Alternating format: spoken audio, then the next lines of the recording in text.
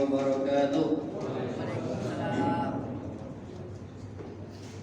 Innal hamdalillah nahmaduhu wa nasta'inuhu wa nastaghfiruh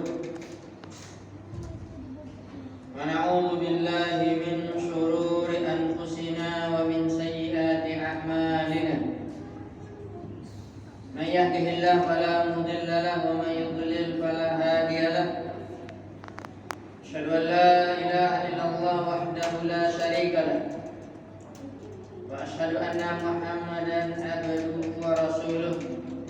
Ya ayyuhalladzina amanu taqullaha haqqa tuqatih wa la tamutunna illa wa antum muslimun. Amma ba'du, fa inna asdaqal hadithi kitabullah wa khairul huda huda Muhammadin sallallahu alaihi wa ala alihi wa sallam. Syarrul umuri muhdatsatuha fa inna kulla muhdatsatin bid'ah wa kulla bid'atin dhalalah wa kulla dhalalatin finnar. Ma'asyiral muslimin wal muslimat, al hadirin wal hadirat di Masjid Al-Istiqamah di Tarempa, Kabupaten Anambas, Kepulauan Riau, dan juga seluruh pemirsa Asyik TV yang menyaksikan kajian kita pada malam hari ini, yang mudah-mudahan senantiasa dirahmati dan dimuliakan Allah Subhanahu wa taala. Alhamdulillah, kita bersyukur kepada Allah Subhanahu wa taala pada malam hari ini, Kamis malam Jumat. Kita berada pada malam yang paling mulia di dalam satu pekan, yaitu malam Jumat. Kita juga berada pada bulan yang terbaik, yaitu bulan haji Zulhijjah, dan juga bertepatan juga dengan bulan haram Arba'atul Hurum. Ada 4 bulan, diantaranya adalah bulan Zulhijjah. Ditambah lagi kita bersyukur kepada Allah Subhanahu wa taala berada pada hari yang paling mulia dari bulan Zulhijjah, yaitu 10 hari pertama bulan Zulhijjah. Sebagaimana yang selalu kita dengarkan dari hadis Nabi sallallahu alaihi wasallam, "Ma min ayyam al-amal as-salih fihinna ahabbu ila Allah min hadhihi al-ayyam al-'ashr."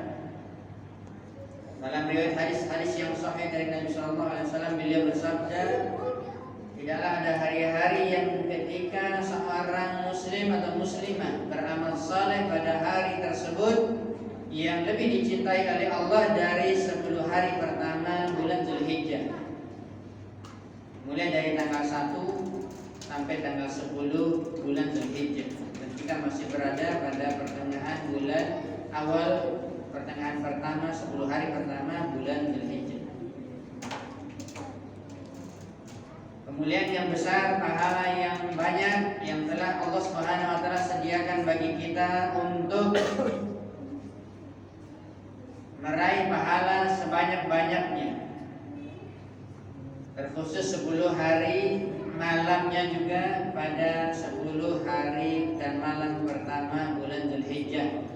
Dan kita berharap dengan dalil-dalil dari hadis-hadis Nabi SAW, kita berdoa kepada Allah, terkhusus pada malam hari ini yang kita mulai malam-malam Jumat, kemudian ya bulannya Zulhijjah, kemudian 10 hari pertama bulan Zulhijjah, kita memulai pertemuan kita dalam kajian ilmiah selama beberapa hari di sini. Saya yang datang dari Pekanbaru menyempatkan insyaallah pada waktu Allah telah berikan kepada kita semua hadir di majelis ilmu. Bertambah lagi kemuliaannya ketika kita menuntut ilmu agama, ketika kita belajar agama, ketika kita mempelajari kalamullah, Al-Quran dan Sunnah Nabi SAW. Maka ini adalah keutamaan yang besar. Kemarin malam saya ngisi di Tanjung Pinang menjelaskan tentang keutamaan 10 hari pertama bulan Dzulhijjah yang telah saya berikan motivasi untuk kita semua. Mari kita memperbanyak amalan ibadah pada 10 hari pertama bulan Dzulhijjah ini. Sebagaimana banyak para ulama menasihati, seharusnya kita juga bersemangat.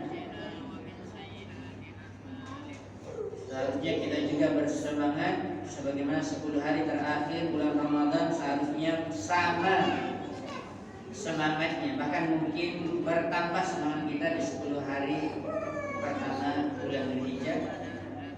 Dan ini yang kita harus tingkatkan. Ada gangguan suara kalau tidak ganggu konsentrasi.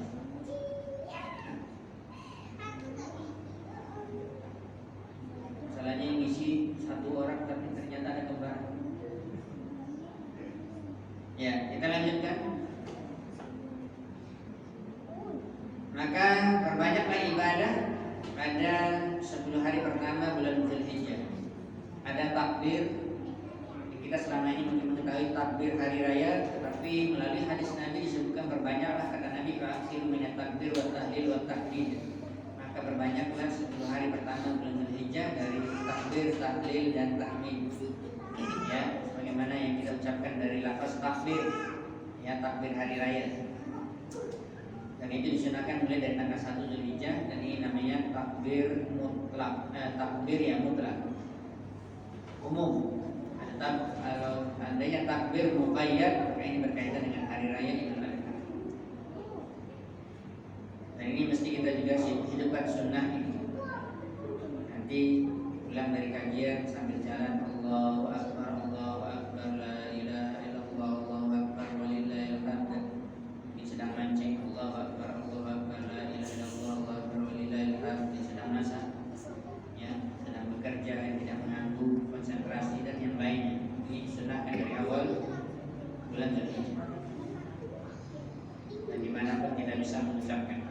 Kemudian juga disunahkan amalan yang utama juga puasa, mulai dari tanggal 1 Dzulhijjah sampai puncaknya tanggal 9 Dzulhijjah hari Arafah.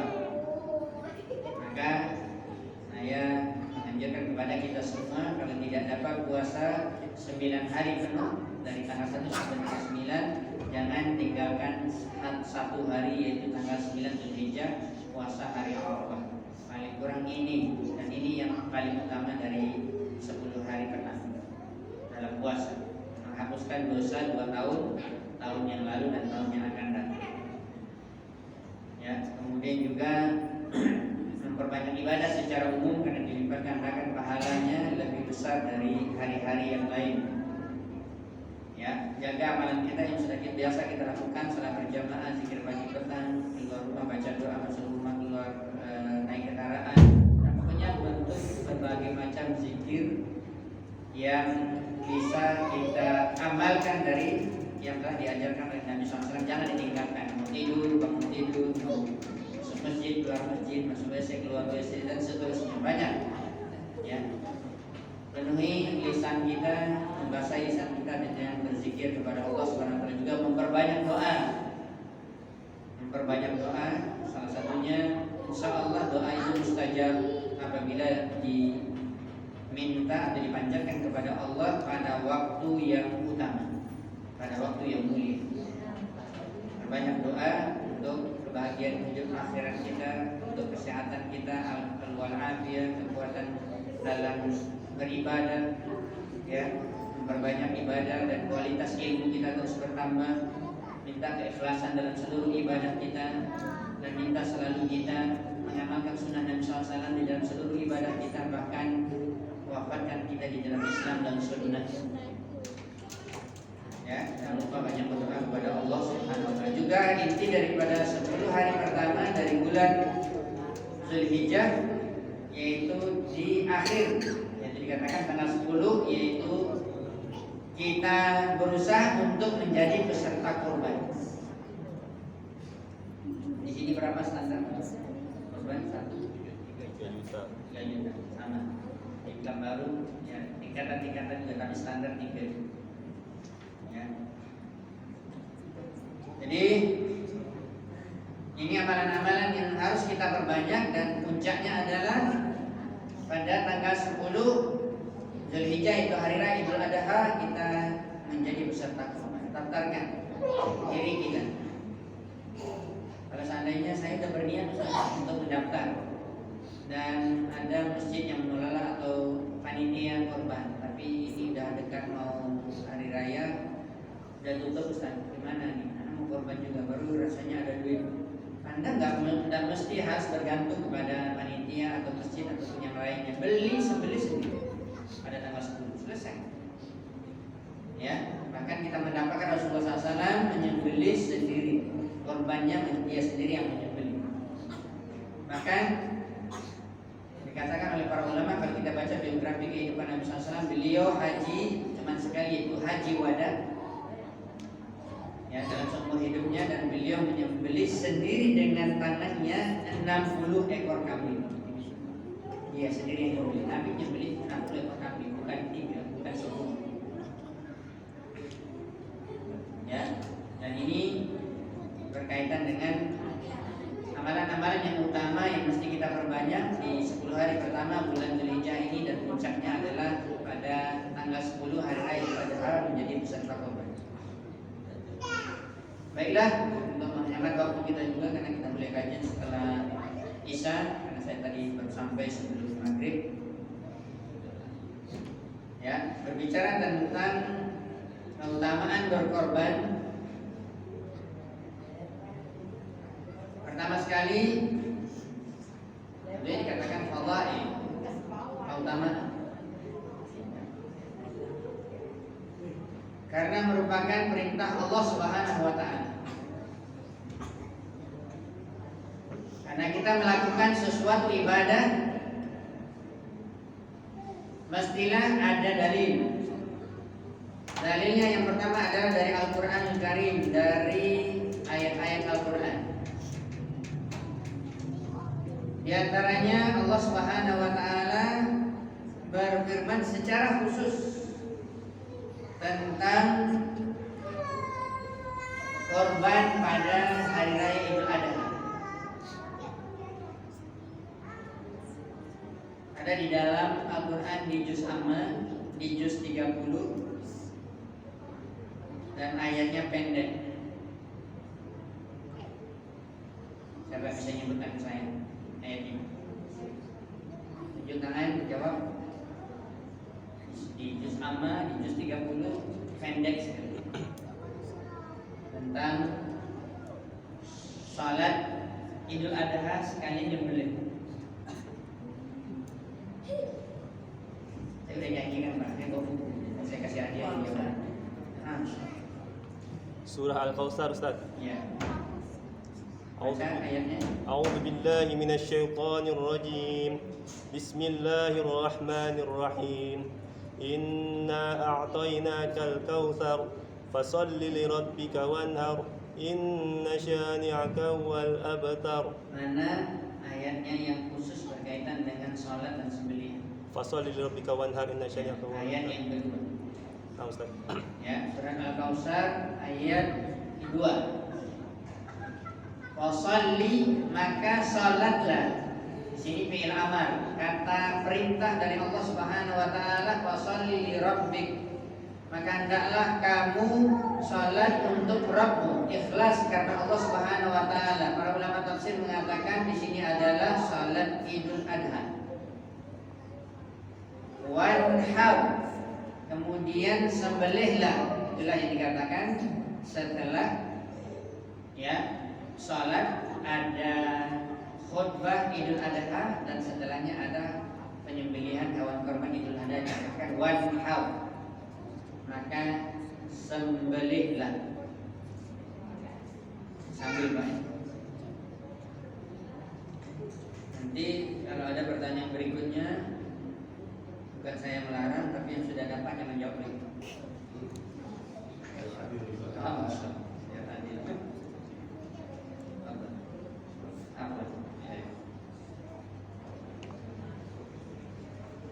Fasholli li rabbika wanhar.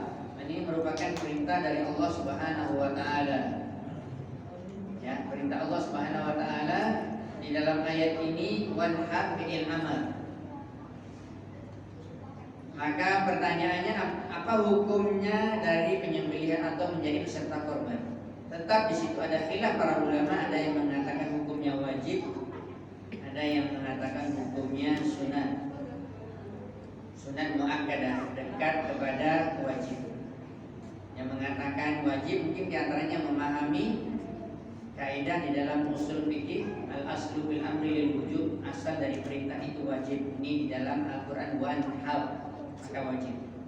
Sehingga Nabi SAW tidak pernah meninggalkan korban setiap tahun sampai beliau meninggal.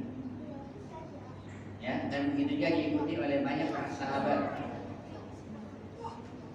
Tapi sebagian ulama mengatakan hukumnya adalah sunat muakkadah, dan ini pendapat jumhur ulama, kebanyakan para ulama sunnah wal jamaah. Terlepas dari sunnah muakkadah yang tidak wajib atau wajib, maka kita dalam beramal Islam, saya nasihati dalam banyak kajian, saya selalu nasihati dan juga dinasihati oleh para ulama kita.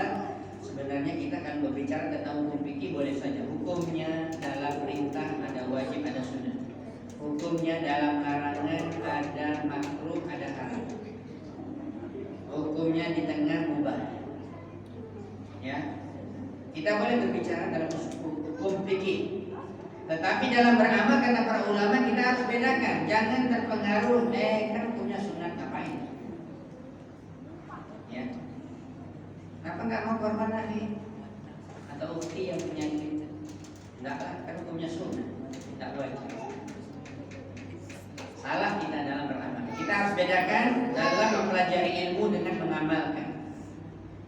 Mengamalkan seharusnya kita betul-betul mengamalkan apa yang kita ketahui dari perintah Allah dan Rasulnya, walaupun hukumnya sunat.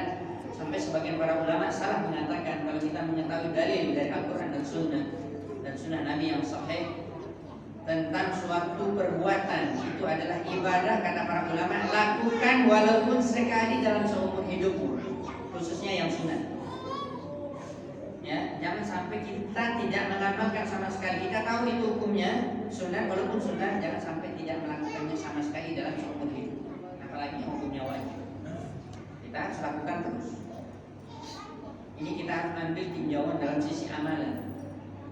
Jangan selalu kalau berbicara tentang masalah hukum, gimana akhir hukumnya? Hukumnya kan khilaf. Akhirnya kita khilaf terus.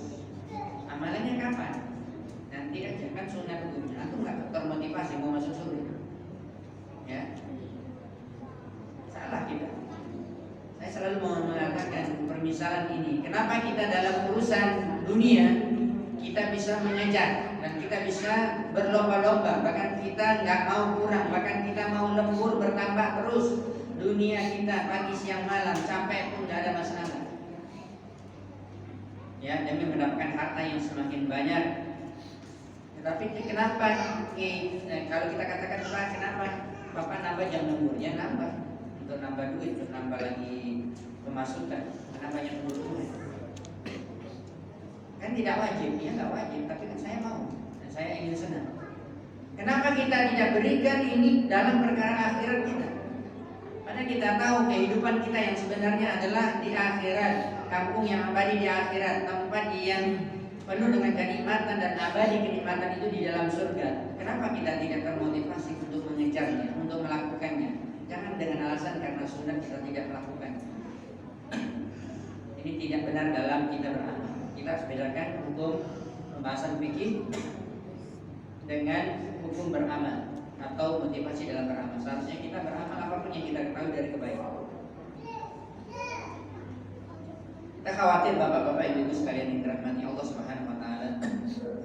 Khawatirnya gimana? Khawatirnya kita melakukan amalan wajib taruhlah tidak ada kita tinggalkan. Berarti insya Allah dalam posisi aman, tetapi apakah diterima amalan kita? Belum tentu. Pertanyaan kedua, kalaupun diterima apakah sempurna amalan wajib kita? Belum tentu. Banyak sekali kurang. Banyak cacat yang wajib tersebut. Maka kata para ulama, salah satu hikmah besar melakukan amalan sunat adalah menutup kekurangan yang wajib. Maka ini harus kita berbanyak amalan sunat. Jangan malas, jangan berpikir ini hukum sunat, tetapi amal itu yang kita kejar. Karena kita ingin menginginkan surga Allah Subhanahu wa taala, menginginkan yang terbaik.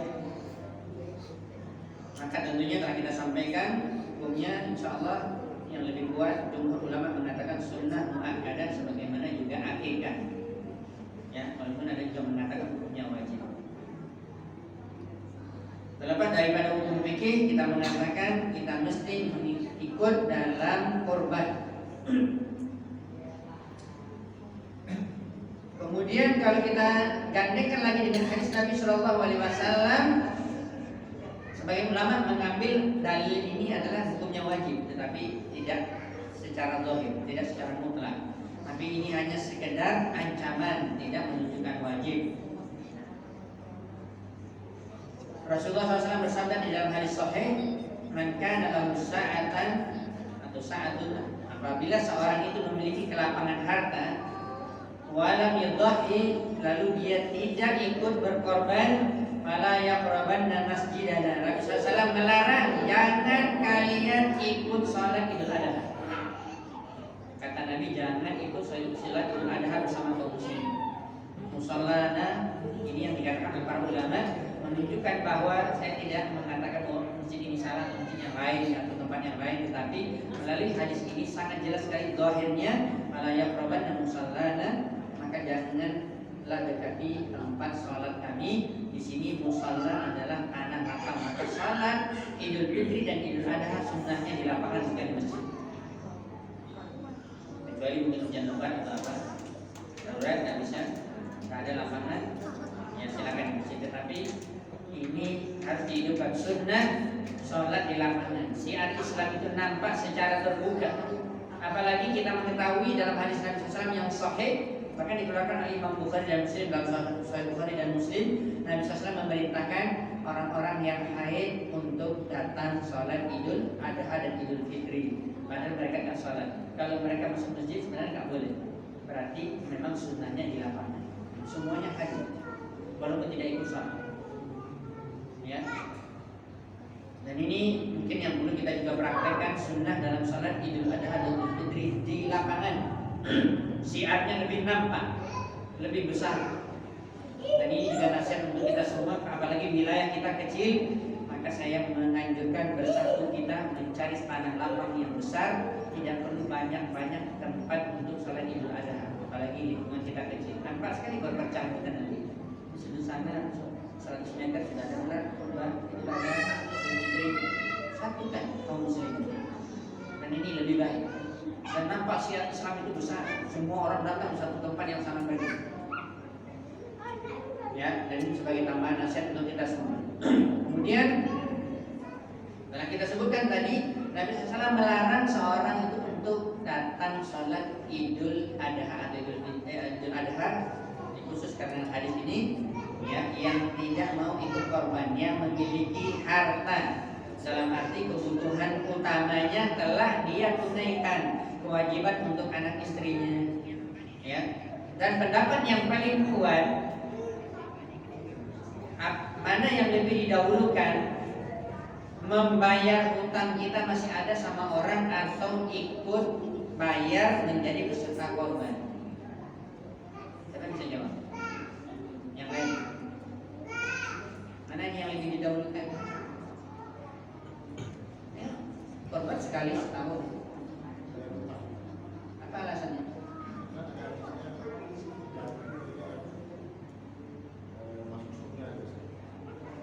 Ya, apa alasannya? Ya, enggak, jawabannya. Prioritasnya bayar utang kan? Jawabannya utang itu kewajiban. Sementara korban? Kalau korban itu kan, kalau sebagian ulama, jumhur ulama kan sudah mengangkat kan? Ya. Lagipun ada satu lagi jawaban yang tambahannya berkaitan dengan hutang itu hubungan kita dengan manusia. Kalau korban ada hubungannya dengan Allah. Dan hubungan dengan manusia kalau kita masih bermasalah itu lebih berat, nanti hisabnya sulit menyelesaikannya di akhirat daripada berkaitan dengan Allah. Karena Allah Maha Pengampun, Maha Pengasih, Maha Penyayang, masih mungkin diampuni. Tetapi kalau berkaitan dengan manusia, nggak ada orang Pak yang mau membebaskan hutang. apalagi dia nanti di akhirat ketika dia dihisab kurang-kurang pahalanya di timbangan kebaikan, maka dia tak mau memutihkan, dia ingin pahala kita karena kita nggak bayar utang di dunia. Akhirnya dia minta pahala kita karena kita nggak bawa duit di akhirat kan. Ya, jangan kan bawa duit, baju, celana, peci apa segala macam nggak ada, kita telanjang. Apalagi bawa duit, mana ada orang bawa kartu ATM, ya, bawa dompet membayar utang di akhirat nggak ada. Maka yang wajib ya adalah dulu membayar utang. Jawaban berdua, silakan. Ambil Bang Pujan, kok datang jauh-jauh. Ya, lama saya tak ketemu. Ketemunya di sini malah jauh-jauh. Ya. Kemudian Rasulullah SAW juga menyebutkan di dalam hadis yang sahih,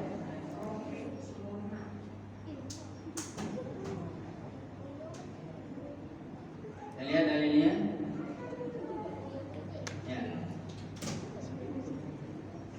Tadi sudah dari ayat Al-Quran surat Al-Kautsar ayat 1. Kemudian dari sunnah Nabi SAW dalam riwayat hadis dari Anas bin Malik radhiyallahu taala anhu. Hadis ini dikeluarkan oleh Imam Bukhari dalam Sahih Bukhari nomor hadis 5558, dan hadis ini juga dikeluarkan oleh Imam Muslim dalam Sahih Muslim nomor hadis 1966.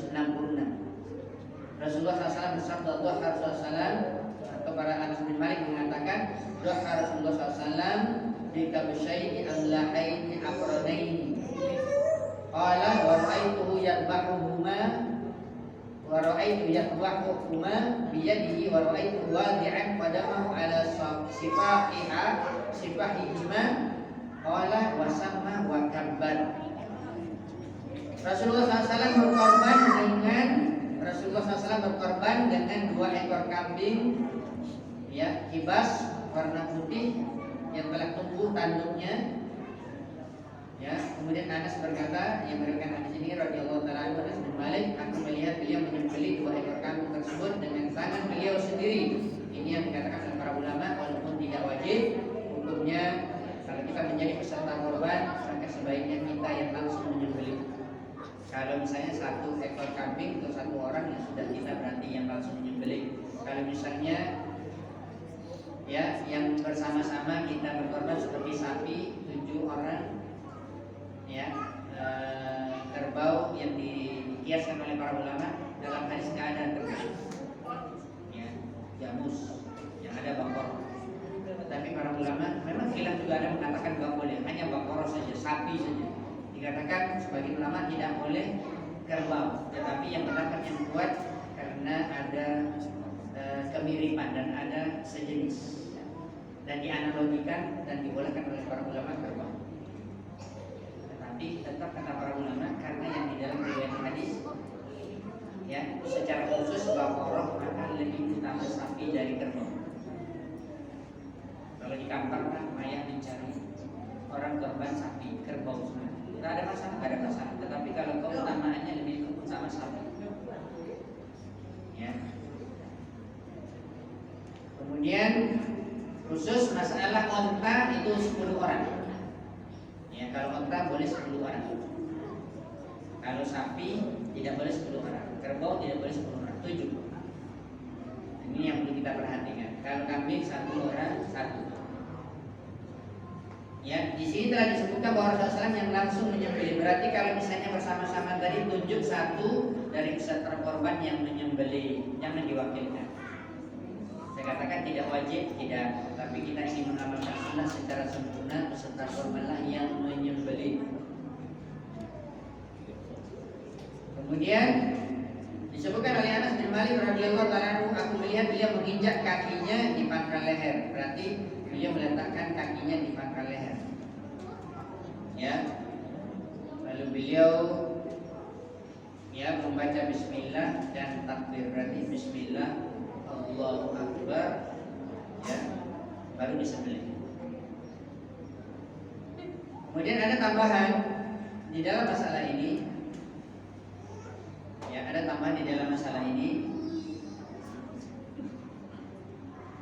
berkaitan, karena kita menyinggung juga fikih korban walaupun judulnya keutamaan berkorban. Karena ini perlu kita ketahui bersama dalam masalah fikih korban sesuai dengan Al-Quran dan Sunnah dan penjelasan para ulama fikih. Ya, ini pendapat yang lebih kuat. Subhanallah, di dalam seluruh perkara fikih pasti ada khilaf. Makanya kalau kita belajar fikih, istilahnya kalau orang mengambil fakultas syariah mau di mana pun, itu ada istilahnya kata para dosen, segala sesuatu pendapat ada khilaf. Ya, khilaf yang dikatakan mu'tabar yang dianggap. Tetapi khilaf dalam akidah nggak ada. Khilaf dalam masalah fikih urut ada. Ya, khilaf dalam masalah akidah poin-poinnya tidak urgen. Berkaitan misalnya contoh Nabi SAW Isra Mi'raj. Perkara akidah iya, keyakinan. Apakah Nabi SAW itu Mi'rajnya, Isra Mi'rajnya itu dengan ruh dan jasadnya atau ruhnya saja? Ini ada khilaf para ulama. Yang betul dengan ruh dan jasad. Ini namanya khilaf akidah berarti kecil, tidak berpengaruh. Tapi yang besar nggak ada para ulama khilaf. Allah bersemayam di atas aras, nggak ada khilaf ulama. Ya, kalau ada orang mengingkari Allah bersemayam di atas aras, ada orang yang mengingkari Allah berada di langit, ini khilaf tidak benar. Yang betulnya tidak ada khilaf. Allah berada di langit, Allah berada di tempat yang paling tinggi, di atas aras, dan aras makhluk yang paling besar, paling tinggi, dan Allah berada di atas. Tidak ada khilaf ulama Ahlus Sunnah wal Jamaah dari dulu sampai sekarang. Kalau ada orang yang mengingkarinya, ini tidak masuk masalah khilaf itu. Ya, yang ada khilaf itu masalah itu. Maka disebutkan di sini sebenarnya sudah kita sebutkan. Ya, berkaitan dengan orang yang mau berkorban mengatasnamakan orang yang telah meninggal, Muhammad atau Fatimah atau apa, almarhum atau almarhumah. Apakah ini boleh? Tetap kita katakan ini masalah khilaf. Ada yang membolehkan, ada yang tidak. Tetapi kita dalam masalah khilaf ini, sikap kita yang benar bagaimana? Kita harus kembali kepada dalil, kepada Al-Quran dan Sunnah. Dan kita harus belajar, harus mempelajarinya, mendalaminya. Dan kalaupun kita mendapatkan ada dalil dari Sunnah Nabi, kita amalkan dengan syarat dalil hadisnya sahih. Kalau kita tidak dapatkan dari hadis Nabi, kita tidak amalkan. Walaupun ada pendapat para ulama mengatakan boleh, tidak boleh diamalkan karena hadis tidak menyebutkan. Ya, atau misalnya para ulama melarang, tetapi Nabi membolehkannya, kita amalkan hadis Nabi. Atau sebaliknya seperti itu. Contoh lagi, ini kan ada contoh-contoh yang lain. Itu tidak sedikit tidak keluar dari tema. Ya, ini pendapat saya yang lebih kuat seperti ini, dan banyaknya para ulama juga pendapatnya kuat seperti ini. Walaupun ada para ulama fikih termasuk Imam Syafi'i mengatakan boleh perempuan berangkat haji umroh tanpa mahram. Bahkan dikatakan safar secara umum boleh tanpa mahram. Pendapat apa? Pendapat ulama fikih. Apa alasan mereka? Kalau alasan mereka dengan dasar aman, tidak ada yang mengganggu. Perempuan itu aman keluarnya, tidak diganggu dia, tidak diperkosa atau tidak dibully atau segala macam, aman perjalanan. Tapi ini kan alasan. Kalau hadis Nabi SAW mengatakan tidak boleh seorang wanita yang safar tanpa mahram dalam perjalanan 1 hari. Ya, maka ini dalil hadis Nabi, berarti kita mengambil hadis Nabi daripada pendapat ulama. Ya, kan sekarang banyak kasusnya orang berangkat haji, suami meninggal, ya, dia tetap keluar namanya atau apapun alasannya. Saya berpendapat secara khusus jatuh tidak wajib perempuan ini melaksanakan ibadah haji karena tidak ada mahram. Kalau dia keras juga mau berangkat, silakan.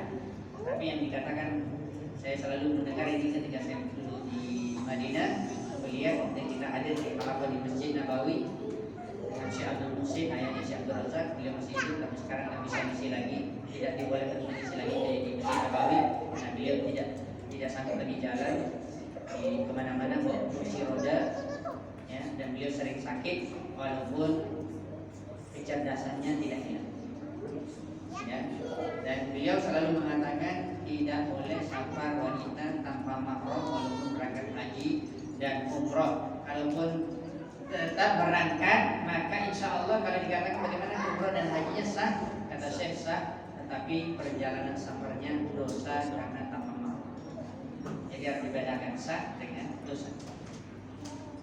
Ini berkaitan dengan masalah tadi, sama dengan kita katakan berkaitan dengan masalah apakah seorang boleh mendaftarkan orang yang dengan atas nama orang yang meninggal. Ya, jawabannya kalau khilaf boleh, tetapi pendapat yang lebih kuat tidak boleh. Ya, karena pendapat Syekh Muhammad bin Shalih Al-Utsaimin rahimahullah taala dan banyak para ulama juga sebelumnya. Kenapa? Karena kembali kepada dalil, tidak ada satupun riwayat hadis Nabi SAW berkorban hampir setiap tahun sampai beliau meninggal. Dan telah meninggal anaknya. Bahkan ada istrinya yang telah meninggal lebih jauh. Tetapi atau keluarganya yang lain yang muslim, tetapi tidak ada Nabi SAW mengatasnamakan keluarganya yang meninggal. Bahkan ya, kenapa? Karena beliau adalah merupakan suri tauladan kita yang pertama. Sebaik-baik petunjuk adalah petunjuk Nabi SAW. Tidak didapati satu riwayat hadis pun yang sahih. Begitu juga Khulafaur Rasyidin Abu Bakar, Umar, Utsman dan Ali, ada istrinya meninggal, ada meninggal, ada keluarga yang meninggal lebih dahulu. Tidak ada satupun kita mendapatkan mereka mengatasnamakan keluarga yang telah meninggal. Masalahnya dipikirkan oleh kebanyakan kita yang jadi problem ya adalah Ustaz, ini kan orang yang telah meninggal ya, menghadiahkan pahala sedekah sampai insya Allah sampai, dan dia ingin menghadiahkan pahala ya korban tersebut untuk orang yang meninggal, beralasan seperti itu ya. Tapi jawabannya bagaimana? Jawabannya mudah saja. Rasulullah SAW di dalam hadis yang kita bacakan ini riwayat Imam Bukhari dan Muslim ya, dan dikuatkan dengan hadis yang lain bahwa Nabi SAW juga ketika menyembelih beliau itu mengucapkan Allahumma taqabbal minni, Bismillah Allahu Akbar. Ya, Bismillah Allahu Akbar, karena dikatakan sama itu mengucapkan Bismillah. Kabbara bertakbir, Bismillah Allahu Akbar. Kemudian sebelum dia menyembelih itu dia mengucapkan Allahumma taqabbal minni, ya Allah terimalah pahala korban ini untukku, berikan pahala kepada ya, wa min ahli baiti, begitu juga untuk anak dan istriku, wa min ummati, begitu juga untuk seluruh umat Islam yang ada di dunia ini. Maka kata para ulama, dengan ucapan Nabi ini semuanya dapat pahala korban, yang hidup dan yang mati, yang hidup dan yang mati. Jadi jangan pusing-pusing berpikir ya bagaimana memberikan mendapat jatah pahala dari keluarga kita. Misalnya antum suami yang punya harta ikut korban, bagaimana anak istri dapat ucapkan doa tadi, Allahumma taqabbal minni, apalagi wa min, tadi minni kan untuk saya min huruf jar, Allahumma taqabbal terima, Allahumma taqabbal minni wa min ahli baiti, keluarga saya yang hidup di rumah saya, wa min ahli baiti ya. Berarti kalau istrinya 4 kan? Yang ini ahli baiti juga masuk semuanya 4 rumah ya. Kemudian wa min ummati, dari seluruh umat Nabi Muhammad seluruh dunia hidup dan mati dapat. Jadi semuanya dapat. Jadi tidak perlu kita khawatir. Insyaallah kita akan dapat semuanya dapat pahala. Jadi kesimpulannya apa? Tidak perlu dikhususkan orang yang meninggal, karena dia dapat pahala nanti. Kita dapat pahala, juga dia dapat pahala. Selesai. Itu jawabannya. Maka yang tepat, pendapat yang lebih kuat ya, tidak diatasnamakan dan dengan nama orang yang meninggal, tapi dengan orang yang hidup. Kemudian hadis yang lain juga yang berkaitan dengan keutamaan dari berkorban ya, tetapi ada sebagian ulama, kebanyakan para ulama melemahkan hadis ini. Kita bacakan saja ya, tapi ini hadisnya lemah ya, hadisnya dhaif, bagaimana dikatakan oleh Syekh Albani di dalam kumpulan hadis-hadis dhaif beliau, dan juga para ulama salaf yang terdahulu. Rasulullah SAW bersabda dari jalan Aisyah radhiyallahu anha, istri beliau mukminin, ma'amila bin Adam yauman nahar amalan ahabba ila Allah azza wa jalla min hiraqati damin wa innahu la ya'ti yaumil qiyamah ya bi quruniha wa awlafiha wa ash'ariha wa inna dama la yaqa'u min Allah azza wa jalla bi makanin qabla an yaqa 'ala al-ardi tatibu biha nafsan. Kita ingatkan lagi ini hadis lemah hadis dhaif.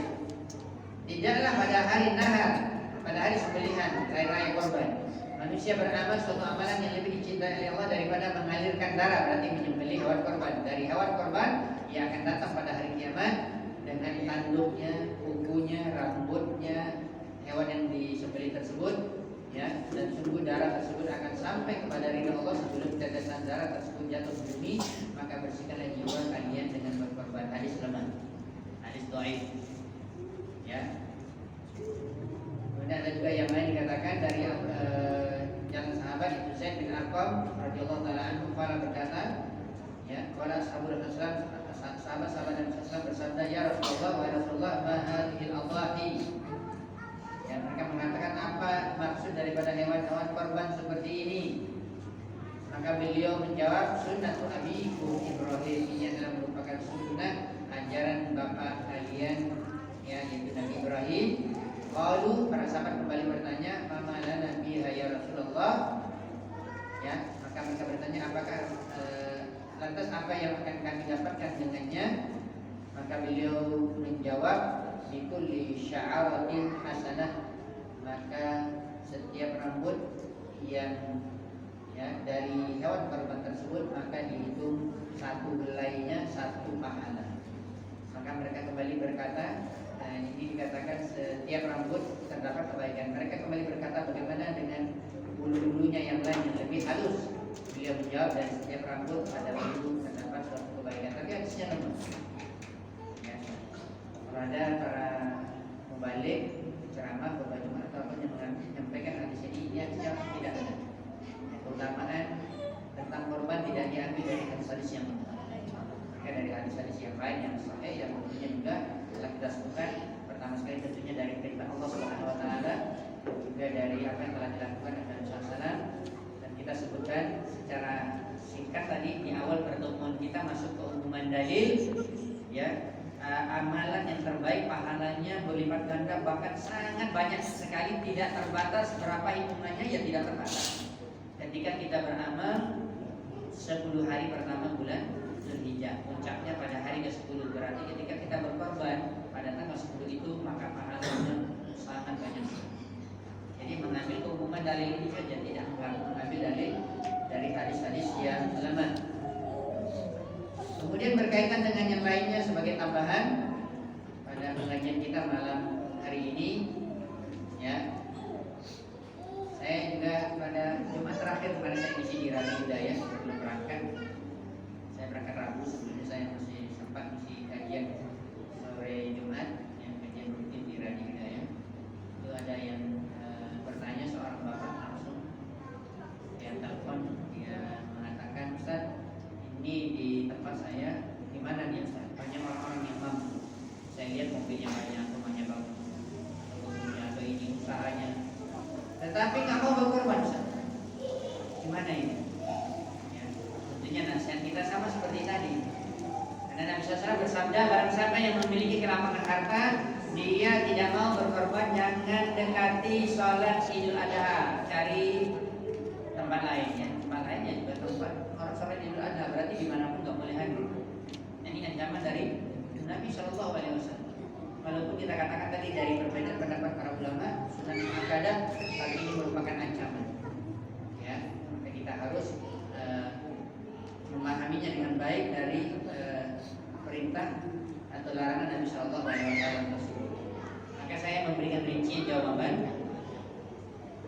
Kalau betul-betul dia memang mampu, ada kelebihan hartanya, dia harus lakukan, dia harus menjadi peserta korban. Jangan dia tidak lakukan. Ya, tetapi saya katakan Pak, kalau kita lihat Zohir memang seperti itu. Tapi bisa jadi Bapak menilai dia banyak duit, dia memiliki mobil, dia punya rumah bagus, tetapi kita nggak tahu di belakang mungkin mobilnya kredit semua belum dibayar. Utang kan kita tersebutkan dari utang lebih utama juga ya daripada saya untuk, ya. Atau memang banyak, Masya Allah kita katakan jangan Bapak tertipu dengan orang yang misalnya punya perusahaan besar, ya mungkin omsetnya miliaran per bulan, tapi ternyata dia juga hutangnya miliaran. Banyak yang seperti itu, ya akhirnya dia punya hutang. Jadi jangan lihat rumahnya besar, mobilnya banyak, berarti dia tidak sanggup untuk korbannya. Dia utama untuk membayar hutang. Maka kita secara umum kita mengatakan memang tidak. Jangan sampai orang yang memiliki harta, apalagi secara umum ciri-ciri dohirnya dia kaya, dia punya harta, punya mobil, maka jangan tidak berkorban. Tetapi kalau dia tidak berkorban, kita sebabnya husnuzan. Apalagi insya Allah kawan kita yang sudah ikut kajian, yang hadir di kajian sunnah, insya Allah kita yakin mereka orang yang termotivasi untuk beramal ibadah, ya selalu rajin beribadah dan ingin mencari pahala yang banyak. Ternyata dia tidak menjadi peserta korban, langsung kita suzon. Ngaji tapi tidak korban, ini banyak. Jangan lupa, jangan husnuzon. Utamakan husnuzon kepada seluruh kaum muslimin, karena kita nggak tahu apa yang berada di belakang itu.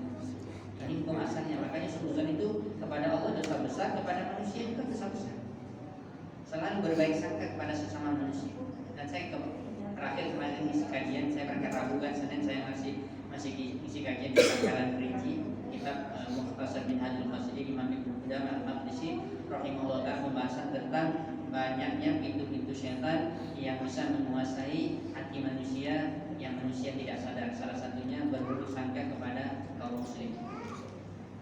Hati-hati. Hukum asalnya kita berbaik sangka. Apalagi insya Allah ini orang yang rajin beribadah, orang yang insya Allah kita lihat baik. Tetapi satu sekali dan kedua kali bertemu terpergok oleh kita, itu pun kalau seandainya betul dia melakukan maksiat. Tapi kita harus nuzon dulu. Contoh misalnya saya katakan contoh misalnya nama ini ikhwan tidak berjenggot, tidak mengamalkan sunnah, ya setiap hari tetangga ketemu setiap hari, kalaupun istrinya tahu, ya tapi ini tiba-tiba tidak sengaja lewat ada akhwat atau perempuan yang digoncengin, langsung astagfirullah, pacaran pula, ada selingkuh pula. Nah, ini namanya tuh bisa jadi dia punya istri lebih dari satu. Ya, jadi husnuzon dulu. Kemudian yang kedua bisa jadi itu adalah anak perempuannya yang mungkin merantau di pesantren atau di mana, kemudian tiba-tiba pulang libur digonceng sama ikhwan tadi karena anak dia, dan sekali kita baru lihat itu langsung suzon. Nah, ini tak boleh. Jadi utamakan husnuzon, ya utamakan husnuzon. Sama juga saya menyampaikan dalam pembahasan ini contohnya suzon, saya dengar langsung dari Ustaz Ahmad Sabik yang di Gresik, ya beliau ketua yayasan Sudah Mudir juga di Al-Qurban, walaupun setahun orang yang ada di situ, ya ada TV Sunnah juga live, selalu live ya Al-Qurban TV. Kalau kita di Kamar saja, ya dan beliau menyampaikan di hadapan santrinya juga didengar oleh banyak orang. Dan ada juga kajian umum di masjid itu orang-orang awam juga hadir atau kaum muslimin atau ikhwan yang menyebutkan salah satunya contoh misalnya kalau dia ini hati-hati jangan kita cepat suzon kepada saudara kita kaum muslimin. Tahu kita sebelah rumahnya tetangga kita atau misalnya agak jauh, tapi kita tahu ini rumah ikhwan yang sudah ngaji, tahu bahwa musik haram, ya tetapi pas lewat itu betul rumah ikhwan itu, kita tahu itu dia belum pindah, terdengar suara musik memang dari dalam rumahnya keras, lagu apa pokoknya musik keras, langsung suzon. Wah, berubah pula kawan itu, ya alhamdulillah melakukan yang haram. Kata beliau husnuzon dulu kita pikir kita putarkan otak kita harus berbaik sangka, karena kita kan melihat dia orang yang berusaha untuk menjauh dirinya dari perbuatan maksiat. Maka ternyata benar, dan ini kasusnya ada, kata beliau. Ternyata ikhwan ini dia sama seperti misalnya kita di tempat kita ada radio sunnah, radio dakwah diputar terus, dia senang ikut mendengar kajian rota, tapi mungkin dia terlalu capek ketiduran radio itu kuat bunyinya, tiba-tiba berubah gelombangnya jadi musik. Dia lagi tidur dan tidur nggak dengar, tapi suaranya itu keras dan lewat ikhwan yang lain langsung seuzon. Nah ini hati, jangan seuzon, terus seuzon, berbaik hati. Ya. Ini intinya. Maka ini yang kita sampaikan berkaitan dengan masalah keutamaan dalam berkorban tersebut. Tentunya ya sama seperti tadi telah disebutkan, berhusnudzon kepada saudara kita kaum muslimin. Apalagi insya Allah sesama kajian, insya Allah kita lihat rajin beribadah, mengamalkan sunnah. Ketika dia tidak berkorban, kita husnudzon. Pasti dia banyak kandungannya, pasti ada urusan-urusan yang lain yang lebih penting, utang di segala macam, mungkin bayar uang anak sekolah. Ya, apalagi sudah keluar kemana-mana, banyak pengeluarannya. Ya, nah, maka kita husnudzon, ya, kita husnudzon. Ya, tapi tetap dalam istilah nasihat umum tentunya kita katakan mari kita semua menjadi peserta korban. Yang kita mampu ada kelebihan duit, ya, dan kita sudah perkirakan tidak mengurangi atau tidak melalaikan kewajiban kita yang lebih urgent dalam tuntutan rumah tangga, kewajiban untuk menafkah anak dan istri atau keperluan sekolah dan yang lainnya. Maka kalau masih ada lebih, maka segeralah kita untuk menjadi peserta korban. Ini yang dapat kita sampaikan kajian kita pada malam hari ini, mudah-mudahan bermanfaat. Allah taala alam bisawab. Saya hanya jawab kalau seandainya ada yang ingin bertanya. Silakan.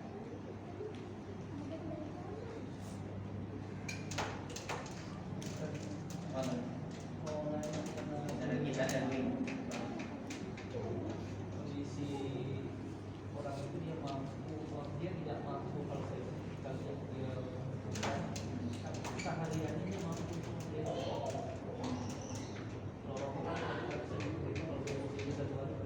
dia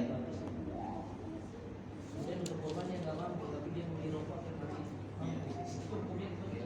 Ya, kawan kita bertanya, ada seorang yang dia dari segi ekonomi mungkin tidak mampu, kita lihat mungkin dari tampilannya, dari usahanya, tapi ternyata dia sanggup membeli rokok setiap hari. Masalahnya rokok itu berapa harganya sungguh? Kambing 3 juta, nggak sanggup dia. Ya. Maka kembali kita katakan dalam masalah ini bukan husnuzon rokoknya, tapi husnuzonnya dia memang ada duit. Kalau 15.000 cukup dapat, 20.000, 50.000 masih ada duit.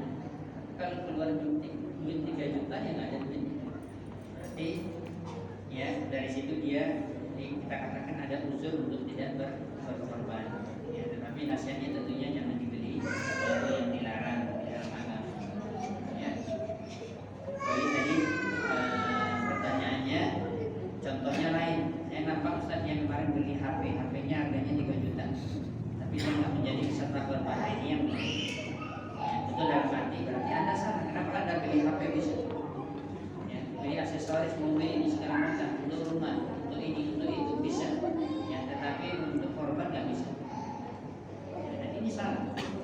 Ini salah. Dan saya juga beberapa tahun yang lalu kalau berubah Jumat saya kadang-kadang memberikan motivasi dalam arti bagaimana kita mendapatkan kaum muslimin dalam urusan dunia, bahkan tidak urgent, tidak darurat, bisa kita beli, bahkan bisa kita membeli saat itu, beli HP yang baru, beli ini, beli itu, ya, atau misalnya dalam beberapa waktu kita bisa membelinya yang nominalnya mungkin sama dengan harga hewan korban atau bahkan lebih. Maka ini tentunya kita tidak benar. Seperti tadi, berarti antum termotivasi untuk akhirnya kurang, cinta dunianya sudah masuk ke dalam hati. Maka ini berbahaya. Yang hubud dunia, cinta kepada dunia untuk dapat pahala akhirat itu yang lemah semangatnya. Maka sudah tentu semuanya akan dia beli yang bisa dia beli, yang kita lihat nominalnya besar, dan segala macam. Tetapi untuk berkorban tidak bisa. Dan ini kesalahan. Ya, ini perlu diperbaiki diri kita dalam masalah dan bermanfaat. Ustaz. Bismillah. Assalamualaikum warahmatullahi wabarakatuh.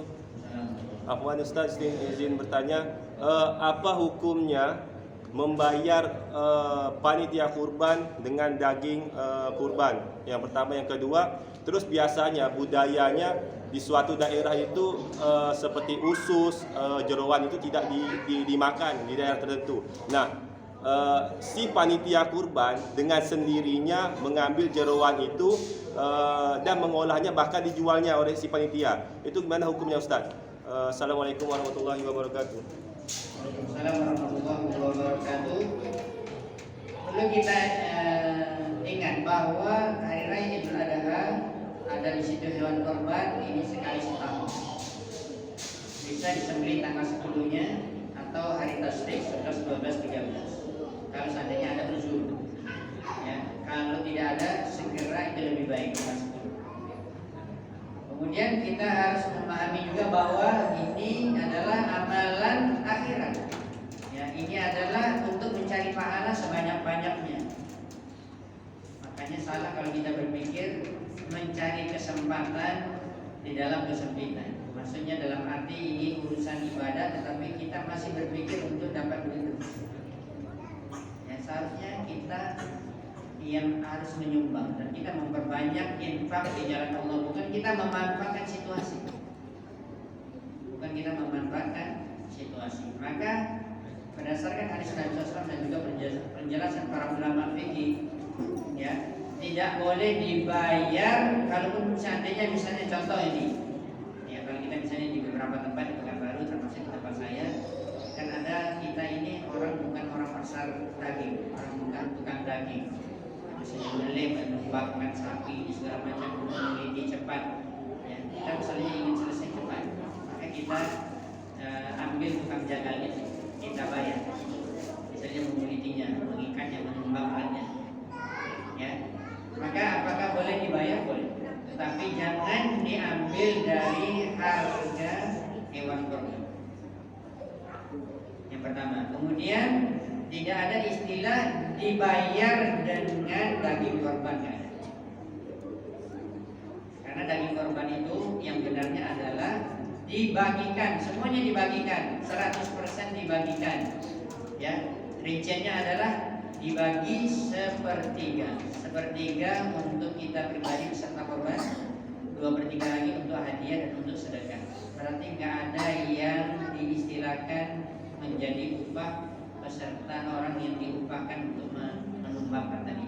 Yang betul kasih duit, itu yang betul, bukan dengan daging. Ya, makanya yang tempatnya yang sudah kita praktekkan, kita mengambil nominalnya sudah masuk di situ, operasionalnya ada beli plastik, beli ini segala macam, bahkan mungkin kampak sebagian di tempat kita. Kemudian juga upah penjaga tersebut misalnya satu orang 250.000 satu sapi, itu sudah masuk misalnya 3.100.000 itu sudah masuk. Nah, itu yang betul. Dan harus terus-terang panitia merinci.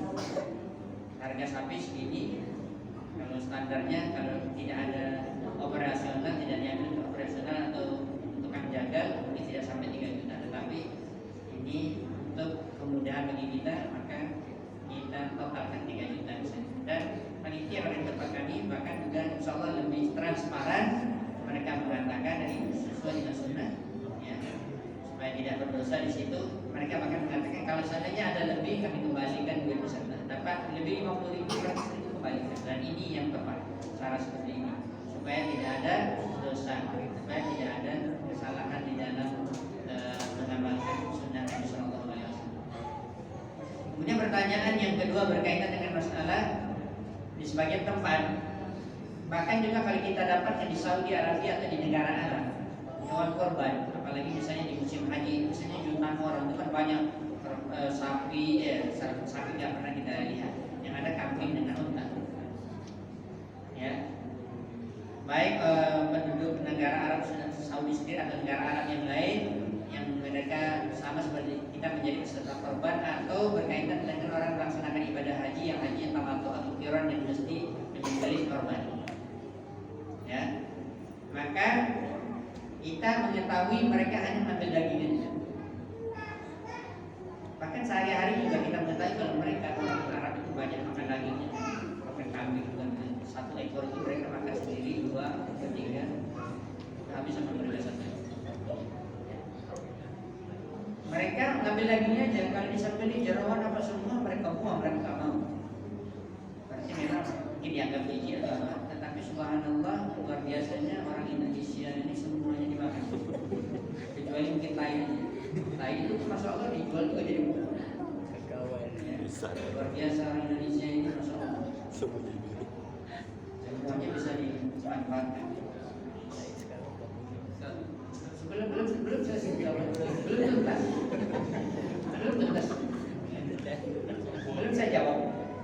Ya, kan saya menjawab di sini dari dua sisi. Pertama sekali kebiasaan ataupun tidak kebiasaan. Kalau kebiasaannya memang semuanya digunakan, jeroan, kulit, ya, usus, bahkan buntut kalau sapi kan, yang lainnya bahkan kepala.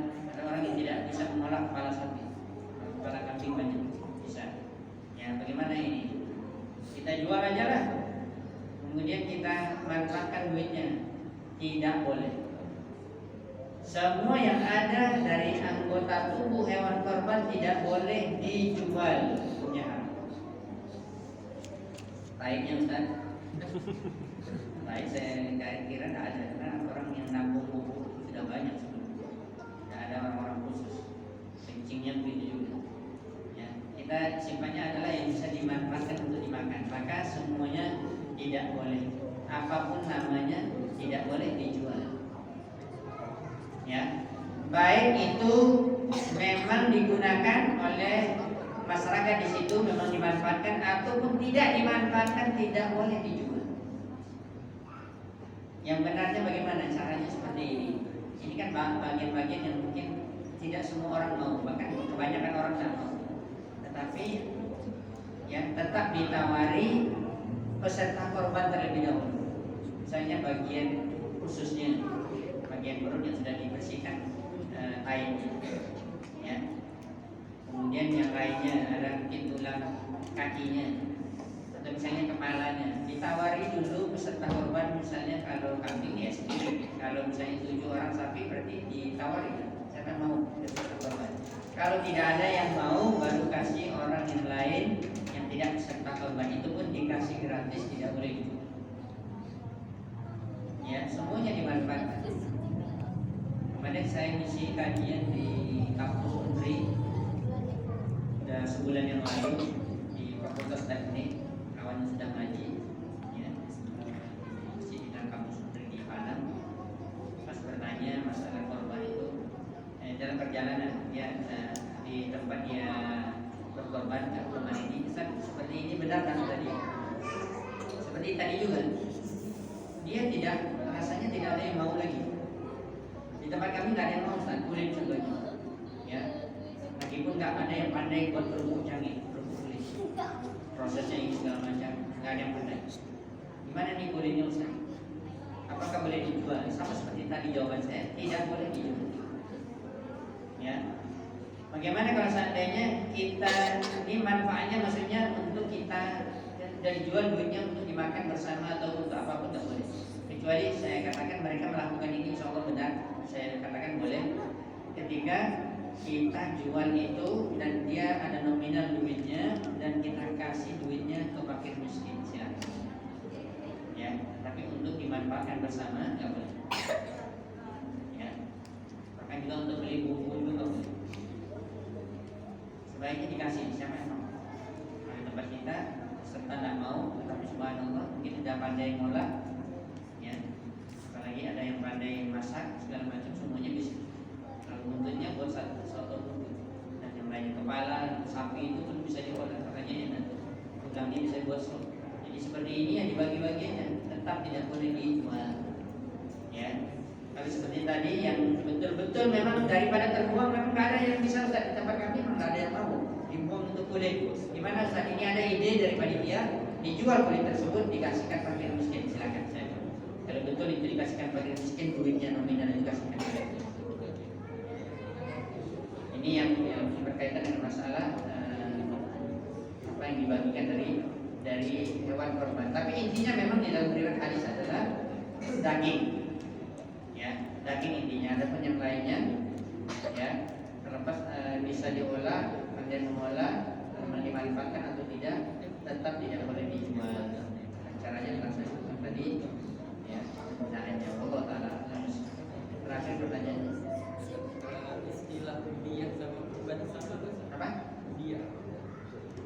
Udhiyah bahasa Arab, korban bahasa Indonesia. Udhiyah bahasa Arab, doha yudhhi. Tidak ada korban yuqarbi, tidak ada korban. Kalau bahasa Arab korba itu artinya mendekatkan, dekat. Korba yang maka dikatakan taqarrub ila Allah, mendekatkan diri kepada Allah. Jadi istilah korban itu bahasa Indonesia. Allahi itu bahasa Arab, tetapi juga maksud kalau Anda bertanya dari sisi bahasa bagaimana Ustaz? Maksud dari sisi bahasa etimologi maksud makna daripada doa adalah pengorbanannya. Yang mengorbankan dirinya dalam jihad fisabilillah namanya adha, yudhi nafsan. Ya, ini dalam sisi bahasa, tetapi kalau kita memahami syariat yang boleh kita hanya pandai bahasa Arab saja, tetapi harus pandai memahami secara bahasa syariat. Bahasa Arab itu secara etimologi hanya membantu untuk memahami ya bahasa syariat, tetap harus dipahami dengan bahasa syariat. Makanya kalau kita belajar fikih, misalnya sholat atau misalnya puasa dalam istilah bahasa apa artinya menahan. Ya, siap lughatan artinya imsak, menahan diri. Ya. Apakah dikatakan setiap orang yang menahan dirinya dia berpuasa secara bahasanya? Nahan apa? Nahan diri dari sudah mau buang air besar tapi tahan. Puasanya ya puasa dari menahan ini. Dan isi istilah bahasa. Tapi kalau istilah syariat siam adalah menahan diri dari hal-hal yang membatalkan puasa. Maka orang, saya selalu katakan di dalam majelis kajian saya, orang yang pakar sekalipun bahasa Arab, profesor bahasa Arab sekalipun ilmu nahwunya hebat, dia belum tentu memahami syariat. Kenapa? Bahasa syariat itu berbeda dengan bahasa menguasai bahasa Arab. Karena bahasa Arab itu hanya sebagai alat membantu untuk memahami bahasa syariat. Ya, maka tidak boleh mengandalkan pandai bahasa Arab. Kalau kita pandai menguasai ilmu agama, pandai mendefinisikan ilmu agama atau ibadah, tidak. Karena kita juga harus memahami dari para ulama bahasa syariat itu berbeda. Ya, bahasa syariat berbeda dengan bahasa Arab yang latar lagi. Maka ini sebagaimana yang Anda tanya tadi, apakah berbeda adha, adhiyah dengan korban? Korban itu bahasa Indonesia, adhiyah bahasa Arab. Itu jawabannya. Allah Ta'ala alam. Ada kedekatan maknanya ada, tapi dari sisi yang lain maksudnya pengorbanan. Ya, artinya apa? Pengorbanan. Allah Ta'ala alam. Karena dari sejarah kita mendapatkan bahwa syariat daripada korban adalah dimulai dari zaman Nabi Ibrahim, dan Nabi Ibrahim mengorbankan anaknya Ismail untuk bisa sembelih, pengorbanan. Karena ini perintah Allah. Dan jangan dipahami pula mengamalkan sunnah Nabi Ibrahim, anak disembelih pula untuk berdosa, ya, bisa berkeraga di orang. Ya, ini Nabi, ada perintah Allah. Ya, katanya mengamalkan sunnah para Nabi dan Rasul. Ya betul, ini sunnah Nabi Ibrahim dan sejarahnya. Kenapa ada ya penyembelihan Idul Adha? Ya, itu sejarahnya, tapi tidak ada praktek setelahnya lagi. Nabi juga akan menyembelih anaknya. Dan Muhammad SAW, maka ini perlu dipahami juga yang kita katakan syariat umat yang terdahulu ya tidak menjadi syariat kita kecuali syariat kita mendukungnya dari Al-Quran dan Sunnah. Allah Ta'ala alam sawab. Mungkin kajian kita pada malam hari ini, dan kita dapat bertemu lagi pada jadwal yang lain berikutnya, bagaimana yang telah disampaikan. Dan di besok ada subuh, InsyaAllah. ada ya? Sini juga ya. InsyaAllah kita sambung kajian besok. Pelaksanaan haji sesuai sunnah. Sambung ini. Nah, Anda membahas masalah haji dari sholat subuh bisa sampai jam 9 pagi selesai. Atau jam 10 dari Jumat. Nah, di sini di KPL Umumnya itu manasik haji. Ya, itu sudah diringkas 3 jam baru selesai. Ada umrohnya, ada hajinya. Ya. Aku kasih judul kajian masyarakat. Nah, berarti kesimpulannya boleh. Intinya boleh.